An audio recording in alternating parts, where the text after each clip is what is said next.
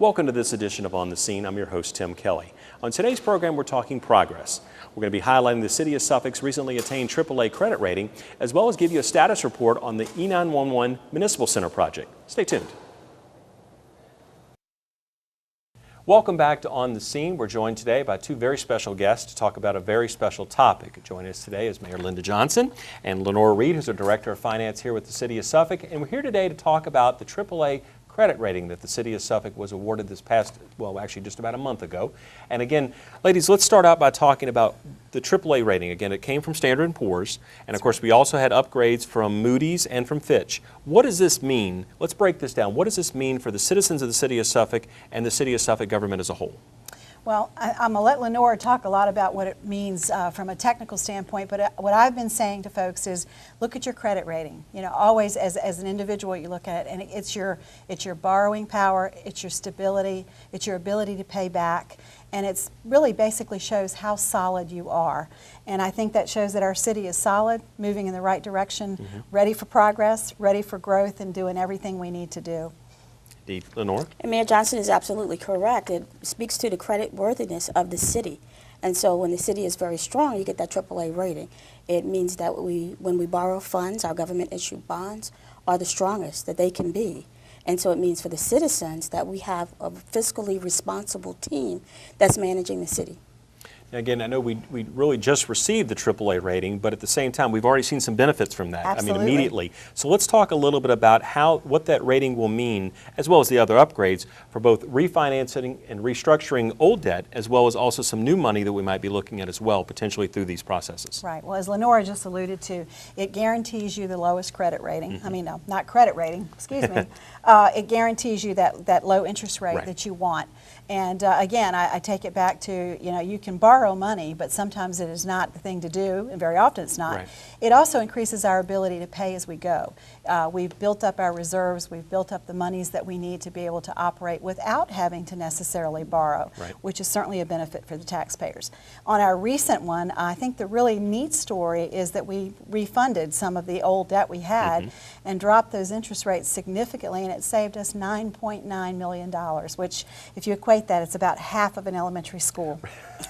Making it in real terms there, definitely. Lenore? And if you break that down annually, it's about approximately $400,000 per year that we save. And as Mayor Johnson mentioned, that savings can go toward less borrowing in the future. So those are real saving dollars for our citizens.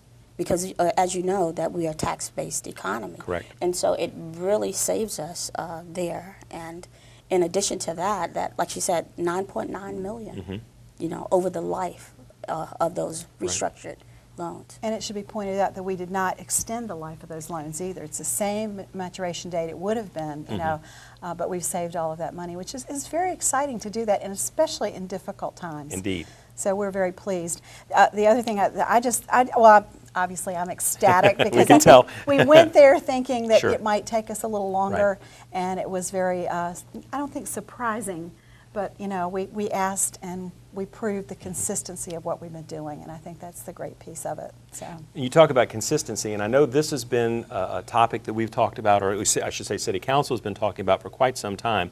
But the fact of the matter is we're there. But talk about the work that went into that. I mean, the things that had to happen from the City Council perspective, from the city management perspective. You know, we talk about stability and the fact that we're growing and increasing and improving and doing all these things that have gotten us to where we are. But at the same time, what went on kind of to get us from point A to where we are right now? Well, I think you have to go back historically a little bit to really understand, number one, why I am so ecstatic. You know, because Suffolk is a great place to live, and it always has been.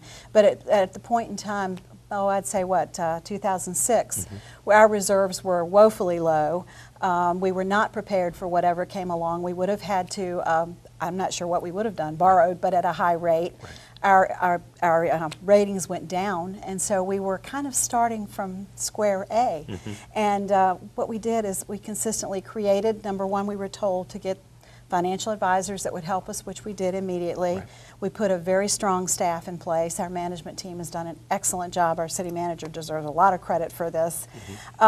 We, then proceeded with getting policies, and by creating those policies and making sure that council understood and that we had to continue to meet those policies.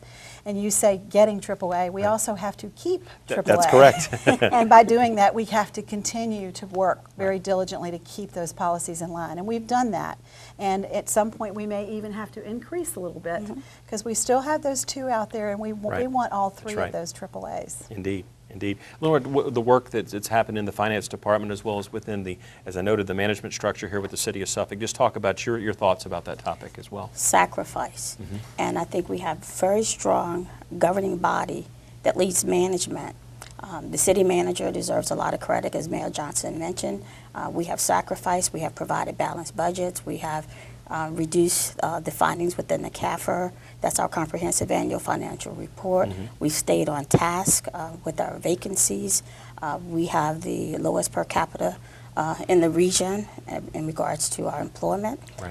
We have done all the right things, and we see that, and we've done it consistently. And that's the message that was provided to the bond rating agencies, that consistency and strong management of the city. One of the things we were able to take this year that I think it has taken us more time was our public utilities, you know, because again, we're a growing city. We're doing a lot of infrastructure that has to be done to continue the progress, but at the same time, you know, our rates have been an issue, as well as, you know, reserves. And this time, our Public Utilities Director, Al Moore, did a great job taking the story that he had his reserves and he was where we needed to be at this time, and, you know, that it will continue to improve as it goes along. So we had only good news to take to New York. Well, good news is always that, just that good news. And Mayor, you talked about the fact of not only is it just getting to AAA, it's sustaining that. Absolutely. And again, with the continued growth as far as from the 2 other agencies that we want to, again, try to bump that up as well. But what kind of work goes into doing just that? Again, there's not a finish line here, so to speak. I mean, you get to a point, but again, it's still continuing to work to keep, to grow, to develop that aspect as far as, you know, where our financial standing is. And I think the answer to that is just to continue being consistent, efficient, accountable, doing all the right things. We have our finance committee in place. We meet once a month, making sure that everybody talks to everybody, the communication lines stay open, so that we know exactly where we are and where we need to go for the future. But you know, this is the first time, I believe, in the history of the City of Suffolk that we are a AAA community, and that's really something for everybody to be proud of. Indeed, indeed. Lenore? Continue to meet our policy requirements and to exceed them. I think some of the policies we can enhance on where we are, continue to grow our reserves, continue to grow our fund balance, continue to do the things that we do, continue to pay as you go, our pay as you go policy, continue to contribute strongly toward that, and we will definitely sustain. And Mayor, you mentioned about the impact of the presentation of the public utilities when you presented and everything there. The city has also been complimented, or lauded, I should say, on its consistent financial performance and, of course, our strong and growing economy. And just talk about how those factors really come together to really tell the story, if you will, about where the City of Suffolk is now and where, again, we're continuing to head in the future. Well, I think the AAA means a lot for our Economic Development Department. It means a lot for Kevin Hughes to be able to put that on our city. Some of the first calls I received when we got it were from business leaders who said, you know, we know what this means, and it means a lot to our business. It means a lot to us as far as investors. So I think it helps our city grow in the right direction. It again it's only positive. You know, I've had a few people say to me, why do we need reserves? Well, I'll only relate back to our tornado or relate back to any event that can happen, to know that you can take care of your citizens and you can do it well. And I might mention too that while we've done all this, we've also continued to promote public safety, I believe it's $47 million. That was noted to the agencies as well, because it's not just your money that they look at, it's your quality of life. And they are looking at all aspects of what we do, how we do it, and how do we continue to build our community. So it's a really eye-opening experience to be there, and this was definitely the best trip I've had. Indeed. Indeed. Lenore? We continue to invest heavily with public education as well as public safety. We will continue to do that, and so the growing economy with the growing median incomes, with the growing businesses, really puts us on task. It puts us right there where we want to be, to not only maintain the AAA from Standard & Poor's, but to also receive them from the other 2 agencies. Which I believe we're only a notch away from Just one notch. Yeah, so just one notch. One notch. That's all we really need. Another just a little piece of information that's interesting is that when we put our sale out typically we have, 3 or 4 people. We had 8, I believe. 8. Under 1 minute, our Right. bonds were sold. So I think that tells you what AAA does for you. Well, the City of Suffolk story is certainly getting out there, and I think we've talked about the fact of, stability as far as within the management, as far as on City Council, as far as, knowing that we have that foundation there to continue to build and to grow. So I guess I'll pose the question to both of you, what's next as far as and again, going beyond a little bit about what we're talking about with the credit rating, but also the fact of what's really next for the City of Suffolk? How do y'all see that? We continue to grow in a really, a very good fashion. We have a plan, we work the plan, Right. we have our growing corridors. We continue to do what we're doing, and I always say Suffolk's a teenager. Maybe we're getting in our 20s now, and we just keep moving, and as we Right. do, we get better and better. And, I say to our citizens, we're in a great place, but we're going to be in an even better place. So I think, again, it's just consistency and continuing to do those things that make Suffolk the best place to live, work, and play. That's right. Yeah, with the strong council that we have, along with the city manager, everyone's excited about being in Suffolk. We have a wonderful staff. We see the guidance that's being provided, and we see that leadership, and we're falling right in line. I mean, it's really exciting. When they say it's a good time to be in Suffolk, it's a good time to be in Suffolk. I mean, we're a AAA locality, and we're only getting better. Indeed, indeed. Well, thank you both for joining us today. Well, Mayor? thank you for having us. And one thing I'd just like to throw out there is that as I've been going through the city, I've offered, and I'll be happy to come to any group, civic league, any type of group that would like to talk about this, to understand more about Right. what it means, because every citizen should be very proud they've all played a part in this. That's right, and I think we are definitely the team approach as far as on things. Absolutely. And that goes both within City Hall and is also bringing the whole community together as one. Absolutely. We want Absolutely. everyone to know and understand exactly what they've done. Very good, very good. Well, again, thank you ladies both. Thank you. We'll have more on the scene when we return. Welcome back to On the Scene. We're coming to you from a very unique location, something that a lot of people have not been able to put their eyes on so far. We're talking about the new City of Suffolk Municipal Center and E-911 project, which of course is still in the works. That's why we have the hard hats on our heads. And joining us today to talk about where we are in the project, we have Deputy City Manager Patrick Roberts and Gary Jones, who's the Director of the Capital Programs and Buildings Department. Gentlemen, thanks for being with us today. Thank you, Tim. All right, well, again, we're inside. We're talking about what's going on. Let's talk about what is going on. Where are we in the process of this project right now? Sure. Actually, we're in the final stages of construction. We're in the process of, we're getting close to what we call the punch list stage, when not a lot of major work is going on, but there's a lot of touch-up work going on. So as you look around, the guys are doing final painting, final touch-up, getting ready for us to start the process of getting ready to move in. So it's getting close. Okay. Patrick? We're actually getting close to a move-in schedule as well. Towards the month of September, we'll be moving into the building in phases, so we're really putting a lot of the building systems through the paces, making certain that all the major systems, the technology that will be employed in the building will all be fully functional when we're ready to move in and serve our citizens from this location. And since we're here, let's talk again about the purpose of the building, as far as the method, as far as behind the methodology, what we're talking about here, as well as far as what departments that are not currently in City Hall that will be relocated to this building here, and again, make it I know one of the phrases we use, one-stop shop. That's right. We're standing in an area of the building right now which is really the center of the building and will function as the one-stop shop. It's a combination of planning, community development, public works, and nearby on an adjacent wing are utilities, customer service, treasurer, commissioner. A lot of those offices are now in remote offices or offices in different parts of the city. So a number of services you have to visit a number of locations. And so the function of bringing everybody together is really to be able to serve our citizens and our business community a lot more efficiently and a lot more conveniently for people.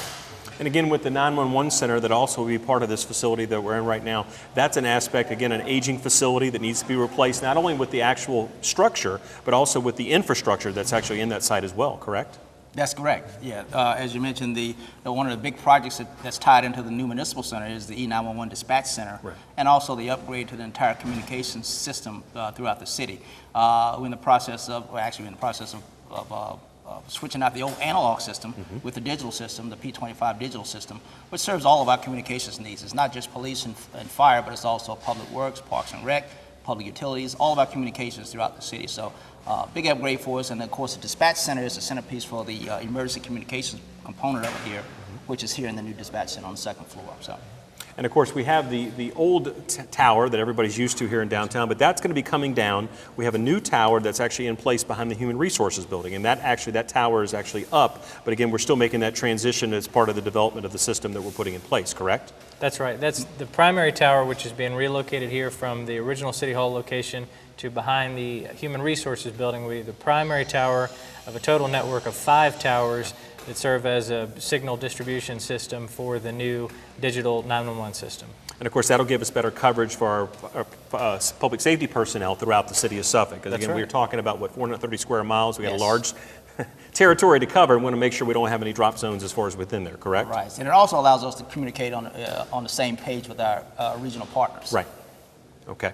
So again, we talked about the fact as far as, kind of what we're finishing up at this point of the process. So without pinpointing an exact date or stuff, but when will people being the public, being able to come in here, enjoy the services that we're going to be providing through this building, as well as when the old building is going to be coming down? I know kind of the rough timetable that we're looking at, or time schedule that we're looking at to kind of complete that part of the project. That's right. The first offices will begin moving in here in the middle of the month of September in phases. Groups of 3 or 4 departments at a time will begin moving in through approximately 4 phases, and will be completed in early October. And so mainly the customer service offices, such as the treasurer, commissioner of the revenue, planning, community development, those types of offices will move in together around the first week of October. Got it. And again, as far as part of that move, of course, we'll be letting people know in advance as far as what offices will be located where, because of the staggered move-in, there will be a period of time that we'll be operating some services out of the old Municipal Center and some services here. That's correct. Correct, okay. And again, as far as parking, again, people can still utilize the old Municipal Center parking lot. That will Yes. still be in place. And then when the current Municipal Center comes down, that will then be a parking lot as well. Is that the game plan? That's correct. And when the old building comes down and becomes parking, I think it brings our total parking to just over 300 parking spaces in the municipal complex here. So once we're all said and done, we'll be in good shape from a parking standpoint. But up until then, it's been a little challenge to park. And again, this is all part of a sort of a master plan for the redevelopment of downtown Suffolk, as far as connecting everything together and really kind of bringing the scope of things up. And just talk a little bit about that methodology that's going behind that, and the revitalization to where the Municipal Center and the 911 Center will be a really key part in that development. Thank you, Tim. We began to update our downtown master plan to revitalize downtown with a focus on West Washington Street approximately 4 years ago. This building is a big piece of that master plan.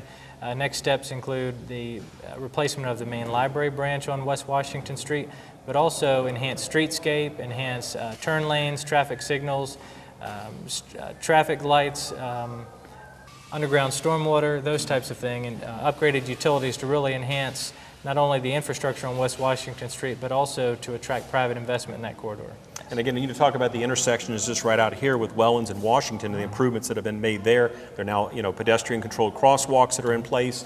There's a turn lane that's in place as far as when you're turning right off of Washington onto Wellens. So again, that's just a small picture, I guess, of the development that you're talking about. That's right. And what we've already seen is a lot of interest from the private sector, particularly a project we've talked a lot about with Monument Construction, adding 64 new apartment homes on West Washington Street. We're really seeing the plan come together where we've made key targeted public investments with facilities and infrastructure, and the private sector is stepping in and making really nice private investments along this corridor. Very nice. And of course, one other project that's actually in place, and if people have driven around this area, they're seeing it going, the Police Department Administration Building. Can you talk a little bit about what's happening there and what those improvements and expansion are going to mean for them? Sure. Actually, ties directly into this project and part of the abandonment of the old building. Currently, some of the functions that the police headquarters utilize is still in the old building. They still have quite a large component of their property and evidence storage still stored in the existing building.